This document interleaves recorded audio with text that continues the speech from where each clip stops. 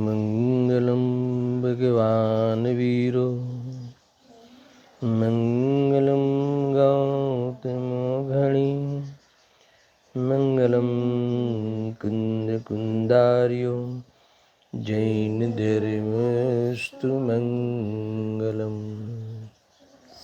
सर्वमंगलमांगल्यं सर्वकल्याणकारकं प्रधानं सर्वधर्माणां जैनं जयितुं शासनं जैनं जयितुं शासनं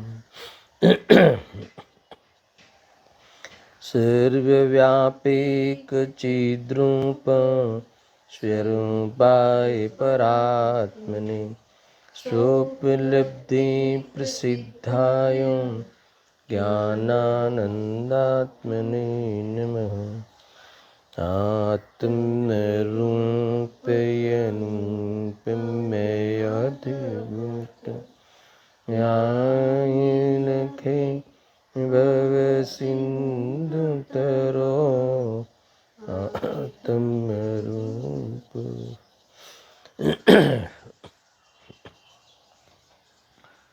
प्रवचन सार सुपरिणाम अधिकार। मूल अधिकार तो ज्ञान तत्व प्रज्ञापन। इस अधिकार के अंतिम चरण में चल रहे हैं। 90 गाथा चलनी है। जो निवासी 89 गाथा में जो विषय था उसी विषय को ही यहाँ विशेष चर्चा में लेते हुए आचार्य देव उस विषय का उपसंहार करते हैं। बात ये आई थी 89 गाथा में कि अगर पुरुषार्थ में हमें क्या करना, तो यहाँ कहते हैं कि स्वपर की विवेक की अर्थात भेद ज्ञान की सिद्धि से मोह का क्षय हो सकता है। इसीलिए स्ववर के विभाग की सिद्धि के लिए प्रयत्न करना चाहिए। समझना, कल विषय क्या चला दर्शन कि मोह के क्षय करने के लिए पुरुषार्थ क्या करना, तो कि स्वपर के भेद विज्ञान की सिद्धि के द्वारा अथवा तो भेद ज्ञान के द्वारा स्वपर के विभाग की अगर सिद्धि करी जाए, दोनों भिन्न है ऐसा समझ में आ जाए और स्व में अपनापन और पर में परायापन हो जाए, तो मोह उत्पन्न ही नहीं होगा। जब मोह उत्पन्न नहीं होगा तो कसाय राग द्वेष आदि भी है ना प्रकट नहीं होगी, जीव मुक्ति को प्राप्त हो जाएगा। इसके अंतर्गत काफ़ी चर्चा हुई थी। आज उसी बात को लेकर अब पुनः 90 नंबर की गाथा में आचार्य देव इस बात को विशेष खोलते हैं, अर्थात तो किस प्रकार से स्वपर में भेद विज्ञान करना इसकी पद्धति बताते हैं और इस विषय को फिर उपसंहार करते हैं, अर्थात तो संपन्न करते हैं। देखो उत्थानिका पढ़ता हूँ मैं। अब सब प्रकार से स्वपर के विवेक की सिद्धि आगम से करने योग्य है, ऐसा उपसंहार करते हैं। ये उत्थानिका क्या कहा, सब प्रकार से स्वपर के विवेक की सिद्धि आगम से करने योग्य है। यानी आगम के द्वारा युक्तियों के आधार से अगर ये स्वपर का विभाग किया जाए तो ही ये एक प्रकार से सत्य होगा। मुझे इसमें बताना है कि ये गाथा में आगम से करने योग्य है, ऐसा क्यों कहा, आगम पे वजन क्यों दिया। स्वपर के विभाग की प्रसिद्ध सिद्धि आगम के आधार से करने योग्य है।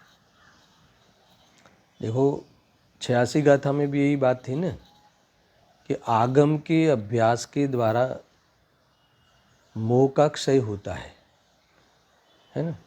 यानी आगम ही शरण है, ऐसा क्यों कहा? ये बात बहुत गंभीरता से विचारणीय है कि हम स्व और पर का जो बंटवारा करते हैं, अपना क्या है और पराया क्या है, अगर उसमें हम आगम का आधार नहीं लेवे, अगर उसमें ये बात करें कि बंटवारा कैसे करे, तो लोक भाग जो जीव है वो अपनी बुद्धि अनुसार विभाग तो करते ही है। लोक में भी स्व और पर का विभाग करते ही है, करते हैं कि नहीं करते? मुझे बताना है कि आगम से ये स्वपर के विवेक की सिद्धि करने योग्य है, इसका मतलब क्या है? अगर इसके लिए बात करें, अगर इसके अंतर्गत बात करें, तो आचार्य देव ने इसीलिए यहाँ सावधान कर दिया कि लोक में भी जो लोग होते हैं वो भी तो स्वपर का विभाग करते ही है, मेरा तेरा करते ही है, करते कि नहीं करते? ये घर मेरा है, ये घर पड़ोसी का है, ये हमारा कुटुंब है, ये उनका कुटुंब है, यानी ये हमारा खाता है, ये इनका खाता है। अरे पत्नी पति में भी, ये पत्नी का अकाउंट है, ये मेरा अकाउंट है। तो वो जो स्वपर का विभाग करते हैं, तो उस आधार से यहाँ नहीं कहा है। नहीं तो कोई कहे भी हमें भी तो भान है, हमें भी तो उस प्रकार की अक्ल है, हम भी तो स्वपर का बराबर से विवेक करते हैं, है ना। अभी हमने कभी पर के पड़ोसी के घर पे कभी नज़र नहीं डाली, वो घर उस घर पे कभी अधिकार नहीं जताया, ऐसा करते ना। देखो ये लौकिक में भले तुम उस प्रकार से विभाग करो, मगर यहाँ उस प्रकार से विभाग की बात नहीं है। यहाँ आगम से क्यों कहा, ये बातें समझने जैसी है, सुनने बराबर से, कि वो वाले जो विभाग है ना, यहाँ लिखते हैं कि लोक में जो भेद ज्ञान करते हैं, स्वपर का भेद करते हैं, वह तो वास्तव में उससे तो मिथ्यात्व ही बढ़ेगा, है ना। वो तो जो पर है उस पर में स्वपर का विभाग करते हैं। यहाँ तो स्व क्या है और पर क्या है ना। एक शुद्धात्मा, एक चैतन्य स्वरूप में भगवान आत्मा, वह स्व, वह मैं, वह मेरा, मैं उसका। इसके अलावा जितनी भी चीज़ें हैं, चाहे पड़ोसी का घर हो कि चाहे तुम जिस घर में रह रहे हो, जिस घर में तुम्हारे नाम पे रजिस्ट्री है वो हो, वो सब क्या है? पर है।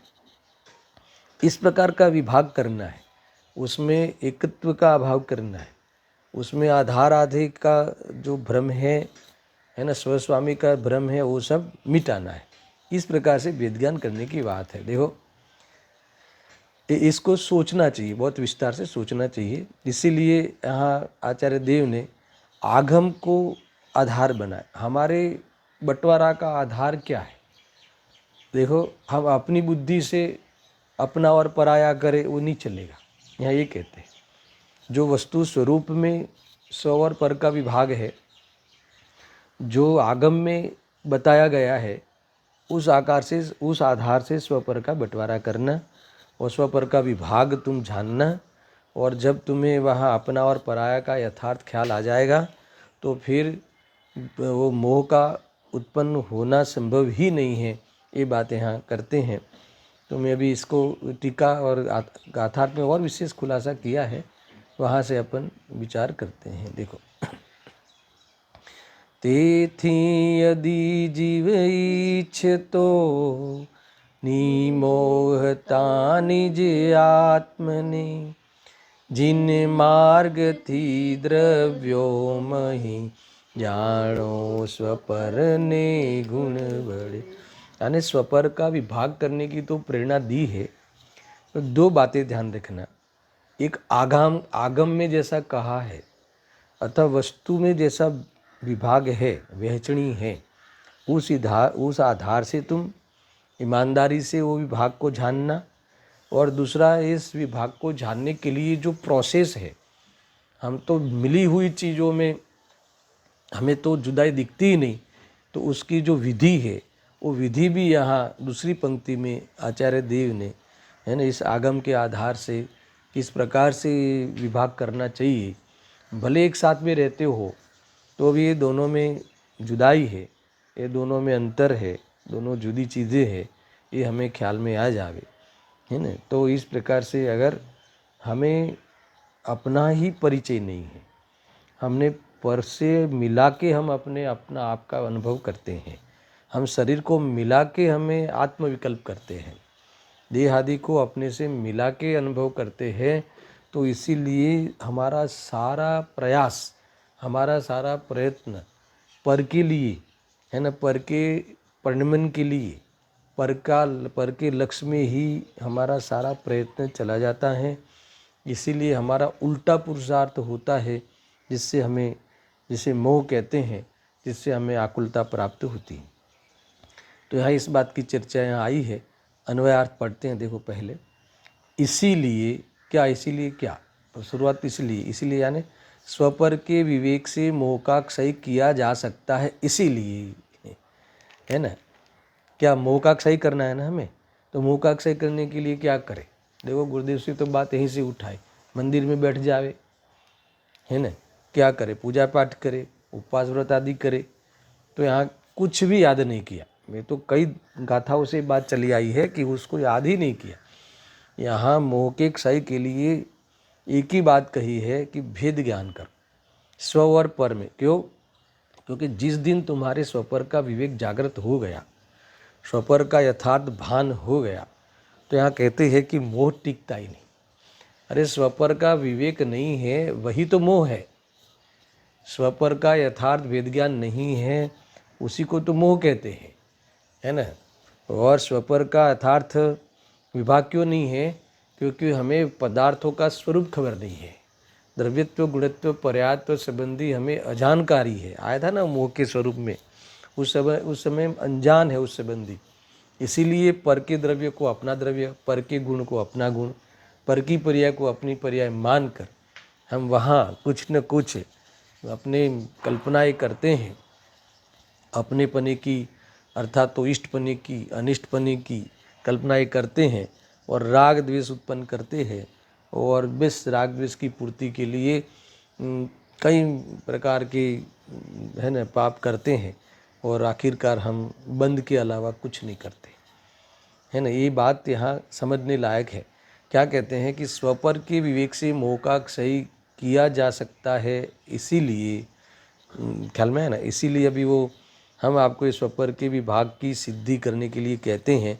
और वो स्वपर का विभाग तुम अपनी बुद्धि से मत करना, करना तुम स्वयं, पर अपनी बुद्धि का आधार नहीं लेना, तुम्हारी हमारी बिगड़ी हुई बुद्धि का आधार नहीं लेना, तुम आगम का आधार लेना, है ना। सम्यक ज्ञान है आगम, सम्यक शुद्ध ज्ञान है, तो उसका आधार लेना, फिर अपनी बुद्धि में विचार करना और उसमें तुम अपनी प्रतीति को जगाना।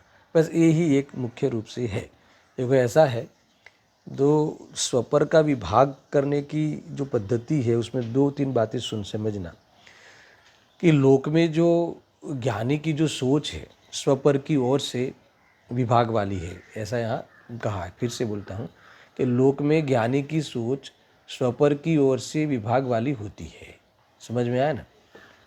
स्वपर का विभाग वाली सोच कैसी होती है? यानी अनेक द्रव्य है ना विश्व में, तो अनेक द्रव्य में स्वपर के विभाग वाली सोच होती है। यानी एक शुद्धात्मा ही मैं हूँ, इसके अलावा बाकी से पर है ना। और अज्ञानी की सोच अनेक द्रव्यों में अच्छे बुरे की ओर से है। सुनना बराबर से, दोनों में अंतर।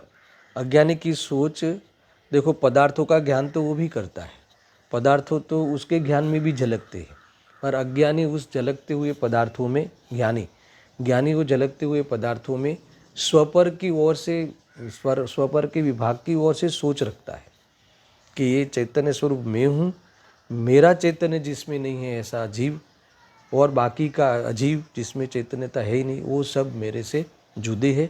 जब मेरा है नहीं ये ख्याल में आ जाए और मेरा क्या है ख्याल में आ जाए, तो फिर कोई झगड़े नहीं होते।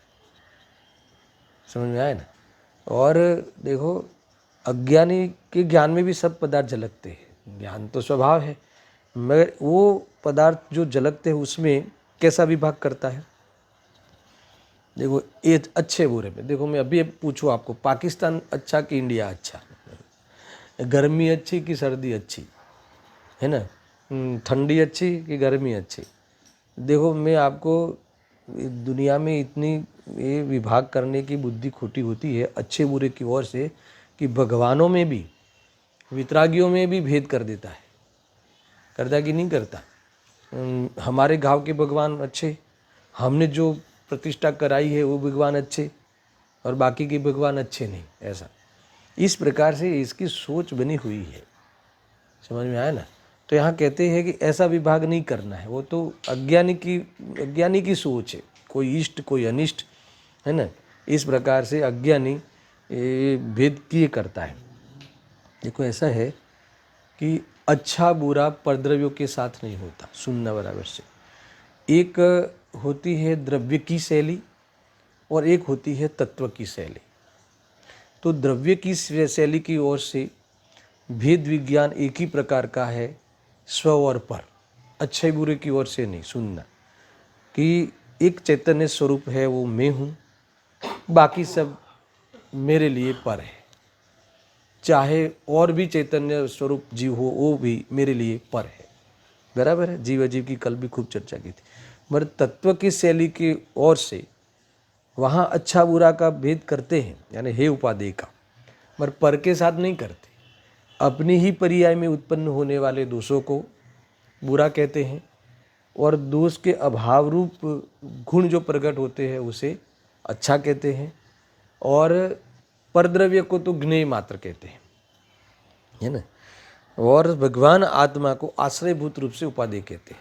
यानी इस तत्व की जो थीरी है, तत्व बेज में परद्रव्य तो जीव और अजीव दो तत्व बता दिए, तो अजीव तो ये जीव नहीं है, बात खत्म है। बाकी के जीव तो, बाकी के पदार्थ तो ये जीव नहीं है। और बाकी जो 5 पर्याय रूप है, आश्रव बंध संबंध निजरा मोक्ष, है ना। तो उसमें आश्रव बंध को क्या कहेंगे? भगवान आत्मा जीव तत्व वह आश्रयभूत है, अपनाने लायक है, अपनापन करने लायक है। अरे अपनी चीज़ है, वही वास्तव में असली में हूँ, वो हमारा असल स्वरूप है, ऐसा ले लो। तो इस प्रकार से अनुभव करना है। और जो परलक्ष से होते हैं आश्रवबंध, वो चीज़ें बुरी है यानी वो मुझे दुख देती है, तो वो क्या करना है यानी त्यागने योग्य है। सबसे पहले मेरी चीज़ नहीं है, वो मेरा स्वभाव रूप नहीं है, मेरी ही पर्याय में उत्पन्न होते हुए होने पर भी, है ना, मेरे ही द्वारा अज्ञान भाव से वो किए जाने पर भी वह चीज़ें मेरे स्वभाव रूप नहीं है। तो ये दृष्टि में त्याग होता है सबसे पहले, है ना। फिर परिणाम में इसका अभाव होता है, फिर परिणाम ही नहीं आते। इस प्रकार से आत्मा की लीनता बढ़ती है तो परिणाम उत्पन्न नहीं होते, ऐसा। इसलिए सबसे पहले यहाँ क्या कहा कि इसने सबसे पहले ये बात बताई तत्व की शैली में कि आश्रव बंध है, त्यागने योग्य है। उस रूप जानना तो है ही, मगर त्यागने रूप जानना। और त्यागने का अर्थ ही है कि ये भिन्न है। त्याग इसी प्रकार से ही होता है ना। त्याग दृष्टि में त्याग इसी प्रकार से होता है, और परिणाम में त्याग उसमें नहीं रमते हुए होता है। ये बातें ध्यान में रखनी। स्वरूप में रमते हुए उसका त्याग होता है, और इस प्रकार से भेद विज्ञान ही वास्तव में शरण है। मगर भेद विज्ञान आगम के आधार से तुम करते हुए फिर तुम अपनी बुद्धि में उसे धारण करके प्रतीति में ले लेना, मुक्ति का मार्ग का दरवाज़ा खुल जाएगा। वास्तव में वह आनंद का प्रारंभ हो जाएगा, कर्म के क्षय का प्रारंभ हो जाएगा, संसार कम होते जाएगा, कट होते जाएगा, बढ़ने का तो सवाल ही नहीं है, सीमित होती जाएगा, है ना। फिर अभाव हो जाएगा। तो ये बात यहाँ आई। मैंने तत्व की शैली ये बताई कि तत्व की शैली में, है ना, वो अच्छा बुरा का भेद करने का कहा है, मगर द्रव्य की शैली में कोई द्रव्य अच्छा कोई द्रव्य बुरा ऐसा भेद कहीं नहीं कहा, है ना। बस 6 द्रव्य है मात्र, जानने योग्य है, ज्ञेय मात्र, है ना। इसमें हे उपादेय पर द्रव्य में नहीं आता। पत्नी हे है कि उपादेय? तो क्या हे उपादेय नहीं है, ज्ञेय है। पत्नी का राग और पत्नी में एकत्व ये है, समझ में आया कि नहीं? ऐसी मान्यता ही है। पत्नी तो वो तो परद्रव्य है, वो तो अपनी विश्व का एक शत्रु पदार्थ है। तुम इसे कैसे हे कह सकते हो? तुम्हें क्या अधिकार है हे कहने का? वो तो द्वेष हो जाएगा, है ना। परद्रव्य में हे उपादेय करे तो राग द्वेष हो जाएगा। तो ये तो ऐसा तुम्हारा अधिकार ही नहीं है, वो तो ज्ञेय मात्र है। समझ में आया कि नहीं? यहाँ इतना सोचना है कि हमारी पर्याय में जो अनैतिकता, हमारी पर्याय में जो मिथ्यात्व चल रहा है, राग द्वेष चल रहा है, वो सब क्या है? हे है, बंध भाव हे है, त्यागने योग्य है। और संवर, निजरा, वो प्रकट करने रूप उपाधि है। यानी संवर यानी मैं ही चैतन्य स्वरूप हूँ, ऐसी अनुभूति करने योग्य है। और ऐसी अनुभूति करते हुए उसी में ही उपयोग को रमाना, लीन रहना, निष्कषाय भाव से ज्ञाता दृष्टा रहना, निष्कषाय भाव से है ना पदार्थों को जानने रूप परिणमन करना, ये सब क्या है? निर्जरा है। और ये प्रकट करने रूप उपादेय है एक देश। और मोक्ष तो संपूर्णपणे उपयोग को स्वरूप में रमा देना, वो मोक्ष तत्व है। तो इस प्रकार से सात तत्व की शैली में हे गे उपादेय है, मगर परद्रव्य के साथ हे गे उपादेय की शैली नहीं है। परद्रव्य के साथ तो क्या है? भिन्न है। यानी स्वपर के विभाग का एक प्रकार है, ऐसा हमें समझना चाहिए। अब मैं अन्वयार्थ पढ़ता हूँ, देखो। इसीलिए स्वपर के, इसीलिए का अर्थ क्या कहा? स्वपर के विवेक से मोह का क्षय किया जा सकता है। इसीलिए, इसीलिए का अर्थ है ना, शुरुआत इसीलिए कहा ना, तेथी यदि जीव इच्छ तो निमोहता निज आत्मने। अगर तुम निर्मोह होना चाहते हो, है ना, तो क्या करना चाहिए? मोह का क्षय करना चाहिए। तो मोह का क्षय किससे होगा? तो स्वपर के विभाग की सिद्धि करने से होगा। तो स्वपर के विभाग की सिद्धि काहे से होगा? किसके आधार से करे, है ना? क्या प्रमाण है? किसका आधार लेवे? तो क्या आगम के आधार से करे, है ना? आगम के आधार से करे, सोचे, उसकी सिद्धि करे, अपनी युक्ति में सिद्धि करे, और फिर प्रतीति करके, है ना, अज्ञान छूटता ही छूटता है। अज्ञान नहीं रहता, मोह तो अज्ञान रूप है। ऐसा देखो, स्वपर के विवेक से मोह का क्षय किया जा सकता है। इसीलिए यदि आत्मा अपनी निर्मोहता चाहता हो, है ना, मोह का क्षय चाहता हो, तो जिनमार्ग से यानी जिनागम से, आगम से, आगम की बात यहाँ बहुत ज़बरदस्त ली है ना। देखो, आगम का क्या अर्थ है? आप्त की वाणी एक तो एक अर्थ है, भगवान ने कही आगम, आगे से चली आई, पूर्व से चली आई।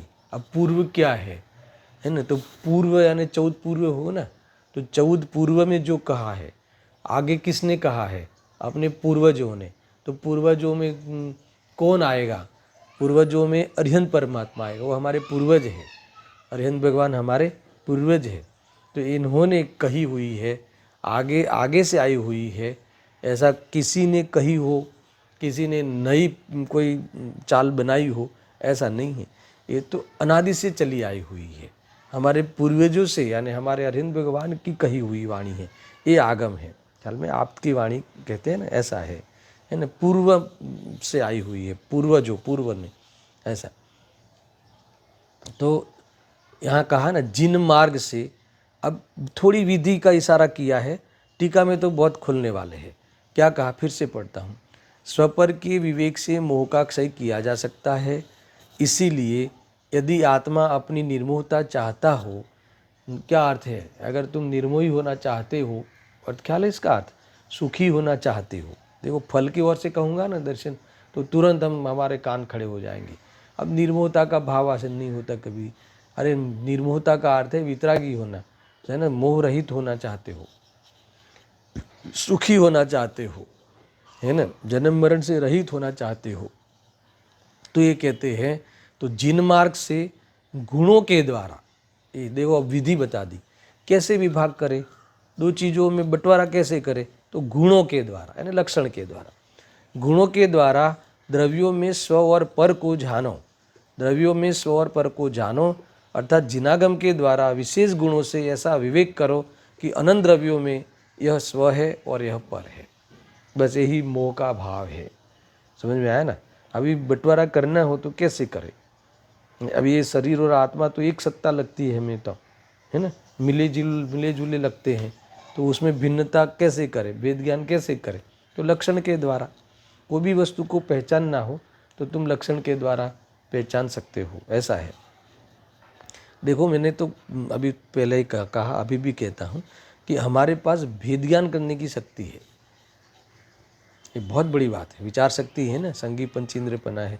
हम अगर कहीं भेद ज्ञान करते हैं, कहीं दो स्व और पर का विचार करते हैं, तो हम अपनी ओर से करते हैं, इसीलिए फेल हो जाते हैं। बस वो स्वपर विचार, स्वपर का विभाग करने का विचारों में हमारे पास क्षमता है, वो यथार्थ कर लो तो काम हो जाएगा। इतना ही है, पता चलता ही है। पहचान लक्षण के द्वारा की जाती ही है, नहीं की जाती ऐसा नहीं।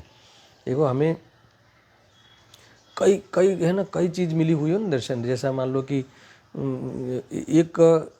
एक ही सफ़ेद वस्त्र का पूरा ताका ले आओ पूरा, और सारे घर में जितने पुरुष है सबको सफ़ेद शर्ट सिला दो और इस्त्री में साथ में दे दो, है ना, प्रेस करके आ जावे, धुल के आ जावे, तो एक साथ रखे हो तो भी हम पहचान लेते हैं कि ये शर्ट मेरा है। हमें आएगी नहीं तो कुछ न कुछ उसका तुमने जुगाड़ बनाया होगा, पहचान करने का लक्षण बनाया होगा, कुछ निशानी तो की ही होगी। इस निशानी से हम अपना अलग कर लेते हैं। अरे चप्पल भी कई प्रकार, एक ही कंपनी के आते, जैसे बाटा के हो, जैसे हो, एक साथ में रखे हो मंदिर में, एक ही साइज की, है ना, तो भी पहन लेने से हमें पता चल जाता है कि ये चप्पल अपने नहीं है। होता कि नहीं होता, है ना। ये कहाँ पैर पड़ा वो पता चल जाता है, पैर कहाँ चला है उसके आधार से हमें पता चल जाता है कि ये चप्पल हमारी नहीं है। यानी पहचान करने की क्षमता हमारे पास है, भेद ज्ञान करने की बुद्धि हमारे पास है। दो पदार्थों में स्वपर करने की बुद्धि जब हमारे पास है तो वो स्वपर का विभाग तुम यथार्थ करो ना, उसमें गलत मत करो ना, उसमें गलती मत करो। उसमें स्वपर का विभाग करने की हमारे पास रीत तो है, क्षमता तो है, मगर उसमें हम गलती करते हैं। वो गलती कैसे सुधरे, तो आचार्य देव ने एक पंक्ति में कहा कि तुम गुणों के माध्यम से, है ना, विशेष गुणों के माध्यम से वो हर पदार्थ को भिन्न जानना हो तो गुणों के माध्यम से, उनके भावों के माध्यम से भिन्न भिन्न जान सकते हैं ना, भावों के माध्यम से। कोई दो पदार्थों को भिन्न करना हो, जैसे नींबू और मान लो कि शक्कर, दो चीज़ों को, अरे इसको भिन्न, जैसे फटकड़ी, दोनों सफ़ेद ले लो, फटकड़ी और शक्कर, उसकी डली, दोनों सफ़ेद दिखते हैं मगर उसके एक जैसे स्वाद, दोनों के स्वाद में अंतर है। तो उससे हम एक जैसे दिखने वाले चीज़ों में भी हम भिन्नता का ज्ञान कर सकते हैं। किसके द्वारा? उस पदार्थ के गुणों के द्वारा, लक्षण रूप गुणों के द्वारा। गुण तो अनंत है, सफ़ेद भी गुण है, मगर हर पदार्थों में एक विशेष गुण होता है। विशेष यानी उसी पदार्थ में होवे, दूसरे में नहीं होवे। समझ में आया ना। मान लो कि मिठास फटकरी में नहीं होती, उदाहरण है ये तो, है ना। इस रूप से तुम भिन्न कर सकते हो, ऐसा है। तो यहाँ कहते हैं कि यह स्व है और यह पर है। हमें तो पर में भिन्नता नहीं करनी है, पर से अपनी भिन्नता और अपने से पर की भिन्नता। देखो, पर से अपनी भिन्नता करके अपनी रुचि बढ़ानी है और अपने से पर को भिन्न जान के उसकी रुचि छोड़नी है। बस एक काम करना है ना। स्वाश्रय सु निश्चय, पर आश्रय सु व्यवहार, है ना। पर का आश्रय तो परमार्थ है ही नहीं, ऐसा पर में परायपन है, वही पर का आश्रय सु व्यवहार, और स्व में अपनापन वही निश्चय का आश्रय, वो अथवा अपना आश्रय वही वास्तव में परमार्थ है। ऐसा हमें जानना चाहिए। देखो, ये अद्भुत है ये सारी चीज़ें, है ना। अब मैं टीका प्रारंभ करता हूँ। टीका लंबी है, कुछ शब्द इसमें कठिन भी है, मगर हम उसको पढ़ कर उसको सरल करेंगे, सोचेंगे। देखो,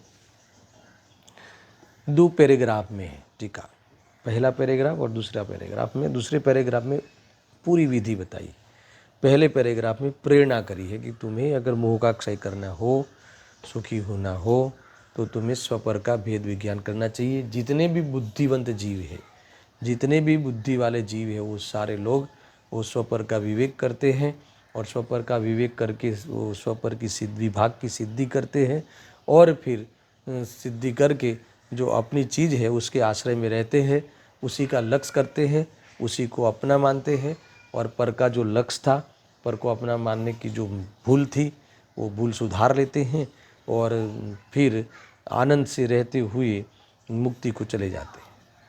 बस ये मैं तुम्हें बार बार मैं अंतिम डेस्टिनेशन पर ले जाता हूँ, ख्याल में आ रहा है? क्योंकि अभी अंतिम गाथाएं भी है, खरेखर तो ये 92 गाथा में प्रयोजन सार पूरा हो जाता, पूरी ताकत उसमें, उसके बाद तो फिर उसका विस्तार है ना, ऐसा ही है। देखो, मोह का क्षय करने के प्रति, फिर से मोह का क्षय करने के प्रति प्रणव बुद्धि वाले बुद्धजन इस जगत में आगम से कथित अनंत गुणों में किन्हीं गुणों के द्वारा जो गुण अन्य के साथ योग रहित होने से असाधारणता धारण करके विशेषत्व को प्राप्त करते हुए उनके द्वारा अनंत द्रव्य परंपरा में स्वपर के विवेक को प्राप्त करो। मैं फिर से पढ़ता हूँ, 2 बार पढ़ता हूँ, इसके बाद एक एक पंक्ति का विचार करेंगे और खुलासा हो जाएगा। देखो, मोह का क्षय करने के प्रति, देखो ये तो एक प्रकार से आशीर्वाद ही देते हैं, आप तो स्वपर के वियोग को प्राप्त करो, है ना, अभी करो। कैसे करे, उसके प्रति क्या करके करे, क्या करके करते हैं, कौन? ये प्रणव बुद्धि वाले, ऐसा यहाँ लिखा है। देखो, प्रणव बुद्धि इसका अर्थ चतुर्बुद्धि वाले, यहाँ ऐसा कहा है। देखो, मोह का क्षय करने के प्रति प्रणव बुद्धि वाले बुद्धजन, पंडित जन, बुद्धजन है ना, मतलब एक प्रकार से होशियार लोग, बुद्धजन इस जगत में आगम में कथित, आगम को लिया, बिना आगम चलना नहीं जरा भी, और आगम के माध्यम से अध्यात्म में प्रवेश करना जरूर। अगर ये 2 प्रकार से तुम न्याय करोगे अपने साथ, तो मुक्ति तुम्हारे सामने है। मुक्ति क्या सामने है? तुम मुक्ति में खड़े हो जाओगे, मुक्ति के पथ पे, निर्वाण के पथ पे तुम खड़े हो जाओगे, एक गारंटी देते हैं ज्ञानी। देखो, ऐसा है, मोह का क्षय करने के प्रति प्रणव बुद्धि वाले बुद्धजन इस जगत में आगम में कथित अनंत गुणों में से किन्हीं गुणों के द्वारा, किन्हीं गुणों के द्वारा इसका अर्थ क्या है, आगे लिया है, जो गुण अन्य के साथ योग रहित होने से असाधारणता धारण करके विशेषत्व को प्राप्त हुए हैं उनके द्वारा, यानी विशेष गुणों के द्वारा। इसमें तुम्हें नहीं समझ में आवे तो जो कहे है उस गुणों में से विशेष गुणों के द्वारा। विशेष गुण का अर्थ क्या है कि जो विशेष गुण है जिस द्रव्य में पाया जाए वो फिर वह गुण दूसरे द्रव्य में नहीं पाया जाए। ख्याल में? जैसे ज्ञान है वो आत्मा में पाया जाए, पुद्गल में नहीं पाया जाए, तो ज्ञान आत्मा के लिए विशेष गुण हो गया। समझ में आया? और स्पर्श रस गंध वर्ण किस में पाया जाए, वो भी गुण है, पर किसके गुण है, वो पुद्गल में पाया जाए। तो ऐसे विशेष गुणों के द्वारा, असाधारण कहा ना, असाधारण शब्द लिया है, ये तो जन सिद्धांत प्रवेशिका का ही ये पूरा विषय है ना। ऐसा सामान्य गुण और विशेष गुण। सामान्य गुण किसे कहते हैं? बहुत लिया हुआ है कि जो गुण सब में पाया जाए। सब में पाया जाए का अर्थ ऐसा नहीं कि गुण एक है और सब में पाया जाए, ऐसा नहीं। ऐसे गुण की जो सब में अपने अपने है, जैसे है ना, सतरूप गुण है वो सब में है, प्रमेयत्व है, प्रदेशत्व है, अस्तित्व है, ये सब गुण है ना, इस सब में पाए जाए। अस्तित्व गुण अपना अपना स्वयं का, हर पदार्थ का अस्तित्व गुण अपना अपना होता है, पर ऐसे कई गुण है कि सब में कॉमन है, कॉमन गुण है। कॉमन गुण का अर्थ ये नहीं लेना कि ये एक ही गुण है और सब में, ऐसा नहीं, मगर ऐसे गुण बहुत है कि जो सब में पाए जाते हैं, है ना, अस्तित्व गुण सब में पाया जाता है, ऐसा। तो इसे सामान्य गुण कहते हैं। पर विशेष गुण कि जो उसी द्रव्य में पाया जाए। ख्याल में आया? मान लो कि ज्ञान तो जीव के अलावा कहीं नहीं पाया जाए, फिर आप कहोगे कि वो फिर भी तो जीव तो बहुत है ना, तो आगे कहने वाले हैं कि मेरा ज्ञान मेरे में पाया जाए, दूसरे में नहीं पाया जाए, है ना। ये सारी बातें खुलासा होगी। तो यहाँ कहते हैं इसका नाम है कि उन गुणों के द्वारा कि जो गुण अन्य के योग रहित होने से असाधारणता धारण करके विशेषत्व को प्राप्त हुए हैं उनके द्वारा भी, यानी वेद ज्ञान हो जाएगा। मैं फिर से लूँगा तो मैं पढ़ता मात्र हूँ। अनंत द्रव्य परंपरा में स्वपर के विवेक को प्राप्त करो। इससे क्या होगा? निर्मोह हो जाओगे, मोक्ष हो जाएगा, है ना। एक है स्वपर के विवेक को प्राप्त करने पे बहुत वजन दिया है, स्वपर के विवेक की सिद्धि, स्वपर के विवेक करते हुए विभाग की सिद्धि तुम आज ही कर लो, तुम्हारा दुख का कारण ही नहीं मिलेगा। ख्याल में आया ना। अभी मैं एक एक कथन को पढ़ता हूँ, टीका में और खुलासा है। देखो, मोह का क्षय करने के प्रति प्रणव बुद्धि वाले, प्रणव का अर्थ दिया है यानी स्वतरफ ढलती हुई बुद्धि वाले। चतुर किसे कहते हैं, है ना, प्रवीण किसे कहते हैं, बुद्धजन किसे कहते हैं, ईमानदार किसे कहते हैं, है ना। ये कह रहे हैं कि जो अपने तरफ यानी स्व तरफ ढलती हुई बुद्धि, यानी अपनी पहचान करके अपने अपने में अपनत्व करने वाली बुद्धि, ये है। समझ में आया ना। हम दूसरे के लिए मेहनत करें और दूसरे के लिए भी स्व मान के करें तो वो बिगड़ी हुई बुद्धि है, पर की ओर ढलती हुई बुद्धि है, वो मूर्ख है। समझ में आएगी नहीं। अब इसमें चतुर कौन और मूर्ख कौन, इसका भी तुम निर्णय कर लेना, है ना। हमारा सारा जीवन पर की सेवा में गया है और पर की सेवा में स्व मान के गया है, तो ये कहते हैं कि ये प्रवीणता नहीं है, मूर्खता तो है। समझ में आया ना, ऐसा ही है। देखो, यानी स्वसन्मुख हुई वाली जो बुद्धि है उसे प्रणव बुद्धि वाले कहते हैं। तो मोह का क्षय करने के प्रति प्रणव बुद्धि वाले, मोह के क्षय करने वाले कैसे होते हैं, है ना, स्व तरफ ढलती हुई बुद्धि होती है इसकी। ऐसा बुद्धजन इस जगत में आगम में कथित अनंत गुणों में से किन्हीं गुणों के द्वारा, किन्हीं गुणों के द्वारा इसका अर्थ क्या है, किन्हीं गुणों के द्वारा यानी जिस द्रव्य का जो गुण है उसके द्वारा, विशेष गुणों के द्वारा, जो गुण अन्य के साथ, इसमें दिया है नीचे अपने फुटनोट में, अन्य का अर्थ अन्य के साथ यानी अन्य के साथ योग रहित होने से। इसका अर्थ क्या कि कितने ही गुण अन्य द्रव्यों के साथ संबंध रहित होने से, अर्थात अन्य द्रव्यों में न होने से असाधारण है और इसके लिए विशेषणभूत भिन्न लक्षणभूत है, उसके द्वारा द्रव्यों की भिन्नता निश्चित की जा सकती है। सरल है ना, इसमें कोई बड़ी बात नहीं है। देखो, जो गुण अन्य के साथ योग रहित होने से असाधारणता धारण करके, है ना, ये तो आया था ना, जो वो गुण किसको प्राप्त होता है, अपने द्रव्य को। गुण पर्याय किसको प्राप्त होता है, अपने द्रव्य को प्राप्त होता है अथवा अपने द्रव्य के द्वारा पहुंचा जाता है, इसीलिए वे अर्थ है, आया था ना।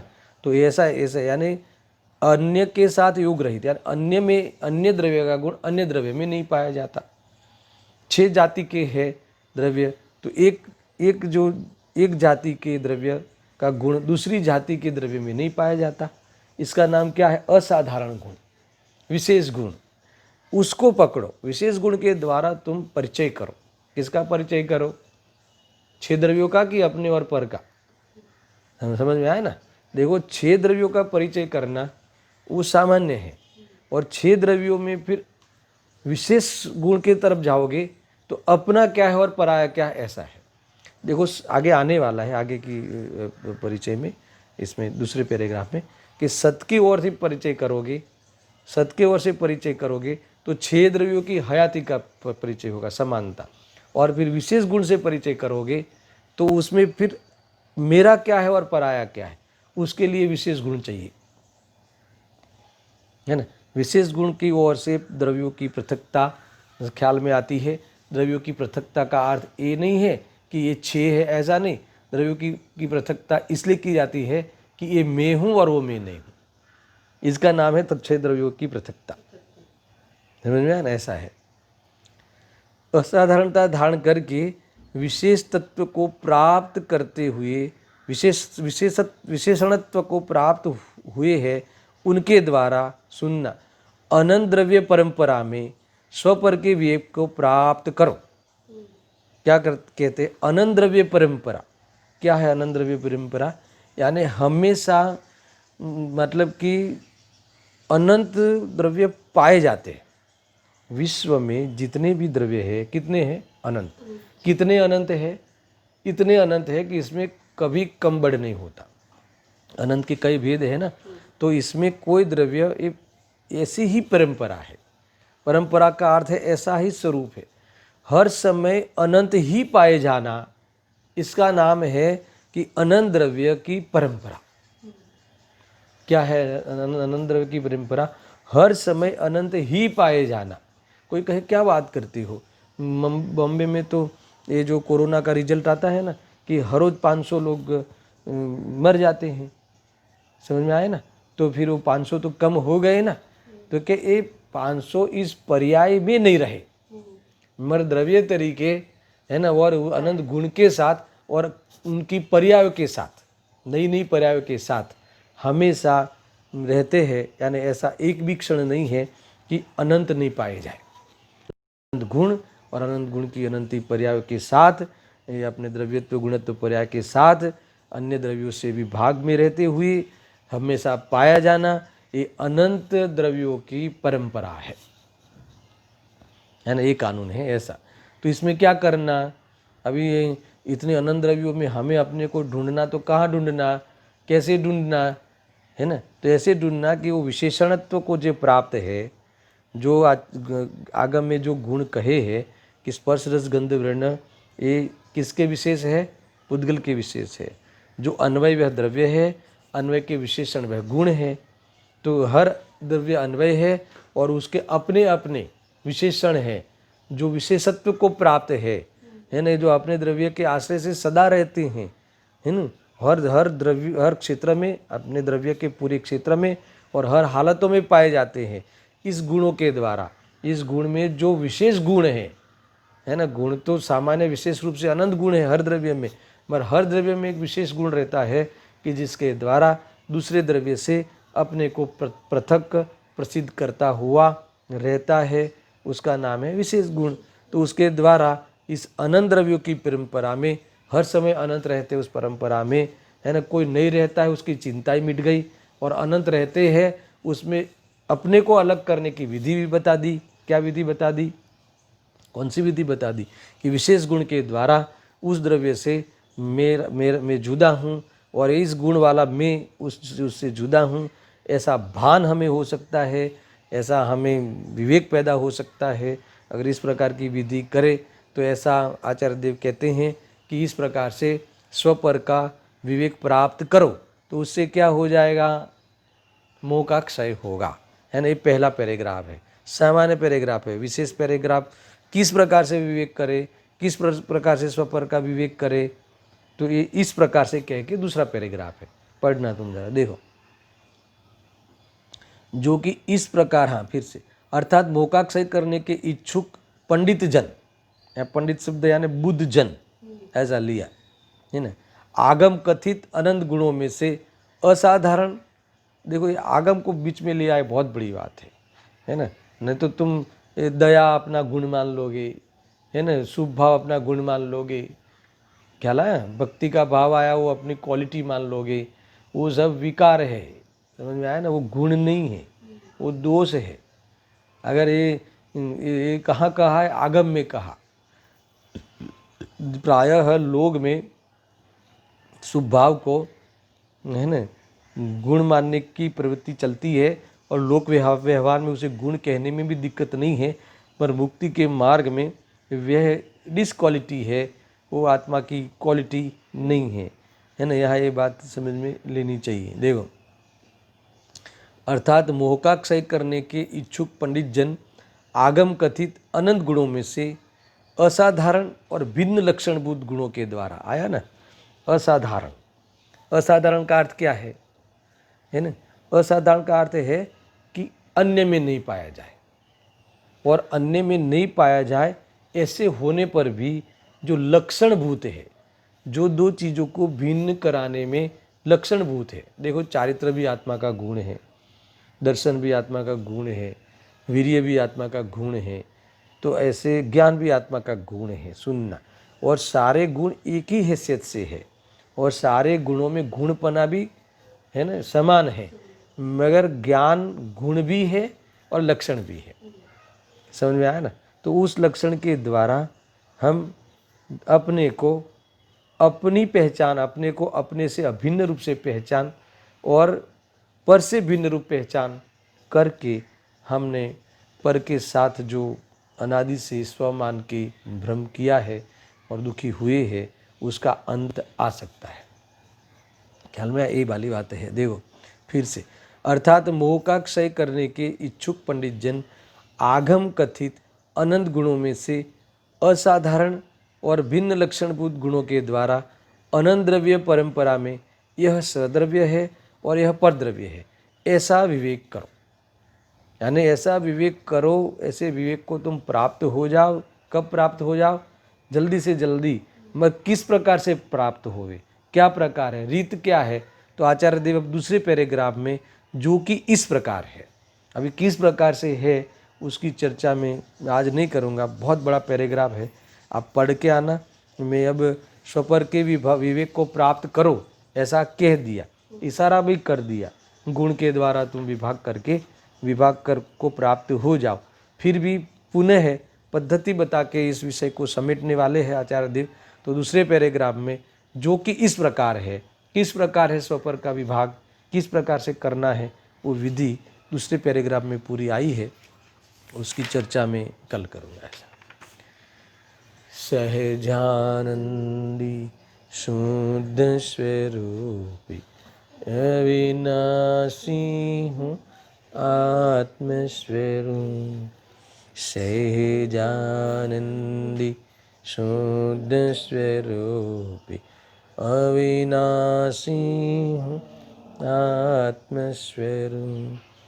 सहजानंदी शुद्ध स्वरूपी अविनाशी आत्मस्वरूप।